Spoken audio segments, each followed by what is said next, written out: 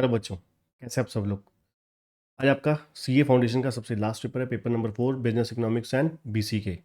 ज़्यादा टाइम नहीं लूँगा। सबसे पहले ऑल दी बेस्ट आप सभी को एग्ज़ाम में अच्छा करने के लिए। बहुत अच्छे से बढ़िया से पेपर देना, ठीक है। आज का पेपर पेपर नंबर 3 की तरह नहीं होगा, इसलिए बिल्कुल ही टेंशन मत लेना कि लेंथी होगा या किस तरीके का होगा, क्योंकि ये पेपर आपको पता है मेजोरिटी जो है, मोस्ट ऑफ द क्वेश्चंस जो हैं वो थ्योरेटिकल बेस आते हैं, थ्योरी क्वेश्चन आते हैं। इसलिए आपका पेपर 2 घंटे से पहले ही हो जाएगा।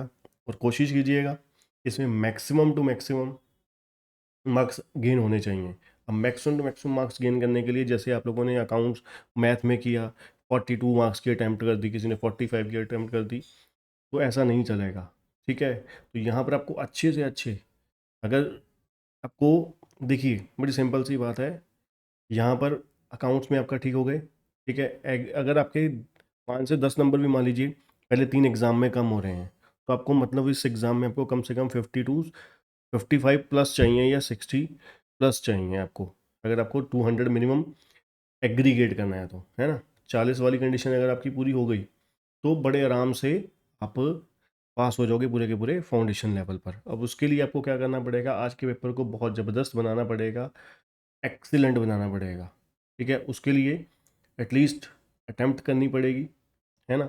बढ़िया तरीके से आपको मान लीजिए 8-10 क्वेश्चन है, 15 क्वेश्चन है जो आपको डाउटफुल लग रहे हैं थोड़े बहुते, मान लीजिए ए या सी ऑप्शन में डाउटफुल है, बी या डी ऑप्शन में, सी या डी ऑप्शन में डाउटफुल है, तो 100% देखिए, कोई भी श्योर नहीं होता कभी भी याद रखिएगा, ठीक है। अब मान लीजिए आपने 10 क्वेश्चन कर भी दिए, तो 10 में से अगर हम मान लीजिए 3:2 की रेशो लगा लीजिए, 3 गलत हो गए, 2 ठीक हो गए, मतलब 6 ठीक हो गए, 4 आपके गलत हो गए, तो 4 गलत होने पर 1 नंबर कट गया आपका।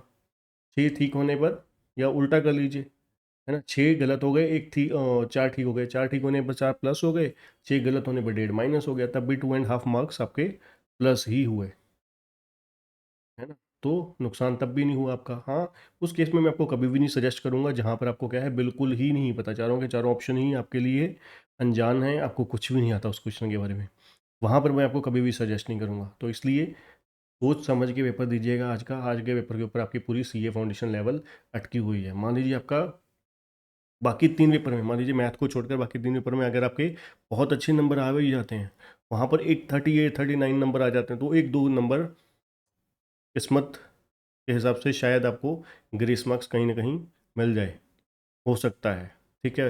पॉसिबिलिटी क्रिएट हो सकती है, पर उस केस में पॉसिबिलिटी कभी भी क्रिएट नहीं होगी कि आपके दूसरे मार्क पेपर में भी 45-48, है ना, इस तरीके से आ रहे हैं, और आपको इंस्टीट्यूट आप सोच रहे हो कि 5 नंबर 6 नंबर ग्रेस दे देगी। Never, will never be happen, ठीक है ना। तो बहुत अच्छे से करिएगा, ध्यान से करिएगा, सोच समझ के अटैम्प्ट करिएगा, बहुत इंपॉर्टेंट पेपर है। ऑल दी बेस्ट बच्चों। और जो बच्चे चैनल में नए हैं, चैनल को सब्सक्राइब करना और बेल आइकन दबाना मत भूलिएगा, वीडियो को लाइक जरूर करिएगा।